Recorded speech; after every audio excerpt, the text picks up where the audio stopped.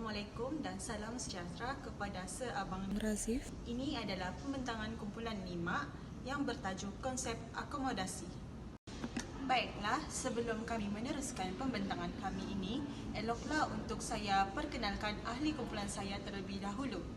Jadi, pembentang pertama ialah saya sendiri, Nur Syaira Atika binti Bashok, BP 24110177, diikuti dengan Nurul Ashikin, BB 24110843, dan seterusnya ialah Nur Syadatul Akma, BB 24110827, Excelina Liming, BP 24110155, Irdina Zinirah Chin, BB 24110784, Nur Syaira binti Indal Bangsawan, BP 24110032, dan Nur Ka Izma, BB 24110101.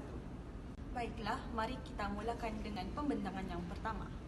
Baiklah, saya akan mulakan pembentangan kami dengan pengenalan, iaitu pengenalan akomodasi. Akomodasi adalah satu ilmu sosial yang membawa kepada proses penyesuaian diri individu dan kelompok bagi mengelakkan daripada adanya ketegangan dan konflik antara satu sama lain.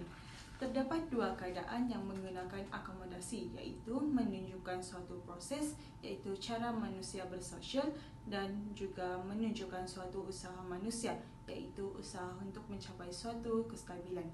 Tujuan akomodasi adalah untuk mengurangkan konflik antara penduduk di sesebuah negara. Biasanya, akomodasi ini menjadi usaha untuk menyatupadukan dua kelompok yang mengakibatkan faktor sosial psikologi juga kebudayaan mengikut sistem kasta. Terdapat 3 ciri utama yang perlu difahami dari akomodasi ini, iaitu yang pertama, memerlukan dua atau lebih yang mengalami halangan untuk kerjasama. Yang kedua ialah saling memberi dan menerima dalam perubahan sikap. Dan yang ketiga ialah saling mengetahui situasi dan kondisi pihak lain. Akhir sekali ialah akomodasi juga terdapat beberapa jenis dan bentuk, termasuklah kompromi iaitu rundingan damai, toleransi iaitu pemahaman, dan konversi penyelesaian. Itu saja daripada saya sebagai pengenalan. Saya akan teruskan kepada pembentang seterusnya. Assalamualaikum dan selamat sejahtera. Saya akan membentangkan mengenai faktor keharmonian masyarakat berbilang kaum di Malaysia. Seperti yang kita sedia maklum, keharmonian dalam masyarakat berbilang kaum adalah asas kepada kestabilan dan kemajuan negara kita. Dalam pembentangan ini, saya akan merangkumi dua faktor utama, yaitu penerimaan dan toleransi budaya serta agama dan pendidikan sebagai alat perpaduan. Yang pertama, penerimaan dan toleransi budaya serta agama. Malaysia dikenali sebagai negara yang kaya dengan kepelbagaian budaya dan agama. Oleh itu, sikap toleransi memainkan peranan penting dalam memastikan keharmonian. Penerimaan budaya masyarakat dapat dilihat melalui sambutan perayaan seperti Hari Raya Aidilfitri, Tahun Baru Cina, Deepavali, dan Gawai. Semua kaum bersama-sama meraihkannya dalam suasana yang harmoni. Contoh lain, upacara seperti Thaipusam dan ibadah agama lain diterima sebagai sebahagian daripada kepelbagaian budaya kita. Kesimpulannya, dengan toleransi, kita dapat menghormati tradisi dan kepercayaan kaum lain. Ini menjadi asas penting untuk perpaduan nasional. Yang seterusnya, pendidikan sebagai alat perpaduan. Pendidikan adalah medium paling efektif untuk membina perpaduan antara etnik. Sistem pendidikan di Malaysia dapat memupuk nilai perpaduan melalui subjek seperti pendidikan sivik, pendidikan moral, dan sejarah. Selain itu, program seperti Rancangan Integrasi Murid untuk Perpaduan RIMUP menggalakkan interaksi antara pelajar dari berbagai jenis sekolah. Aktiviti-aktiviti seperti sukan, lawatan sambil belajar, dan projek komuniti membantu pelajar memahami budaya lain. Kesimpulannya, pendidikan bukan sahaja mendidik tetapi juga memainkan peranan penting dalam membina hubungan erat antara pelbagai kaum. Pendekatan holistik ini dapat membantu mencapai perpaduan nasional. Saya akan lanjutkan bahagian seterusnya, iaitu dasar kerajaan yang menitik beratkan perpaduan sebagai aspek penting untuk keharmonian masyarakat. Tujuan dasar kerajaan ini bagi mencegah konflik dan ketegangan kaum akibat perbezaan budaya, agama, dan kepentingan.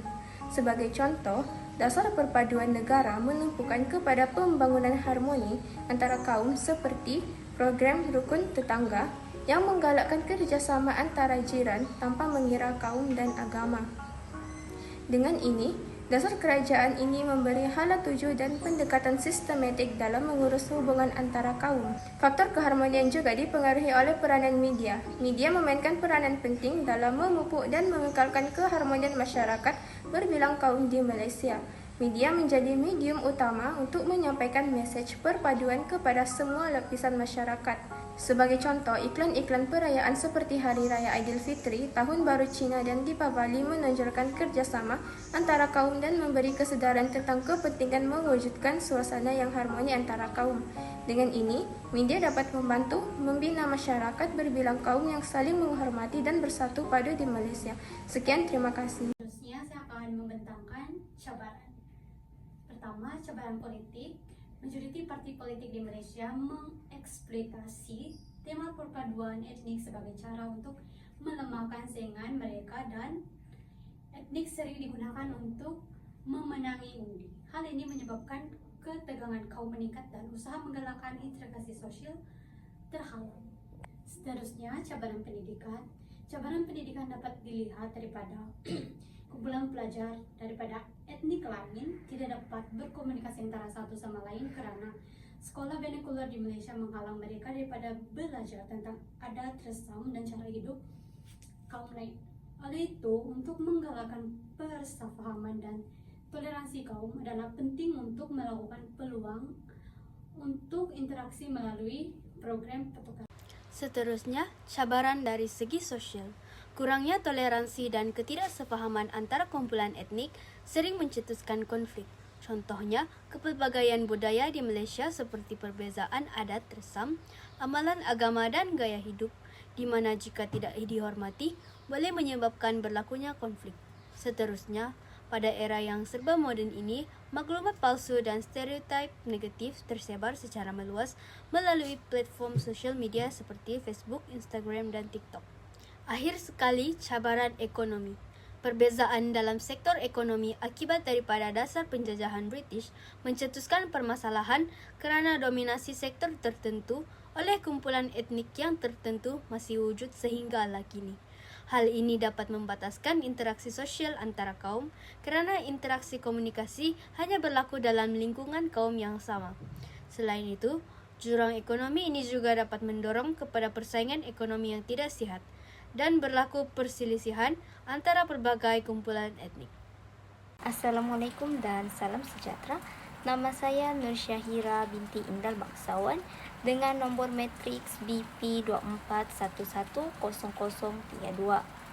Hari ini saya akan membentangkan tentang langkah untuk mencapai satu masyarakat berbilang kaum yang harmoni. Langkah yang pertama adalah menyediakan peluang ekonomi yang adil dan saksama untuk semua kaum, di mana peluang ekonomi yang adil untuk semua ini dapat mengelakkan ketidakpuasan hati rakyat. Disebabkan ekonomi yang tidak adil ini akan menyebabkan ramai masyarakat yang tidak berpuas hati sehingga mereka bertengkar. Dan perkara ini boleh menyebabkan berlakunya perpecahan antara kaum. Oleh itu, pihak kerajaan perlulah menyediakan peluang ekonomi yang adil untuk semua kaum bagi mengelakkan sebarang masalah yang tidak diingini daripada berlaku. Langkah yang kedua adalah menganjurkan aktiviti sukan yang melibatkan semua kaum.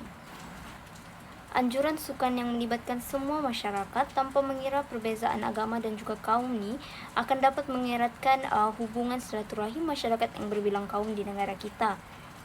Perkara ini disebabkan ketika mengadakan aktiviti sukan itu, semua masyarakat ini dapat berkomunikasi antara satu sama lain meskipun mempunyai perbezaan agama dan juga budaya. Dengan ini, perpaduan negara kita ini akan menjadi lebih baik dan lebih harmoni. Langkah yang ketiga adalah mengadakan program kesedaran tentang kepentingannya perpaduan. Mengadakan program kesedaran berkaitan perpaduan ini akan mendedahkan masyarakat tentang kepentingan perpaduan dan cara untuk mereka mengatasinya.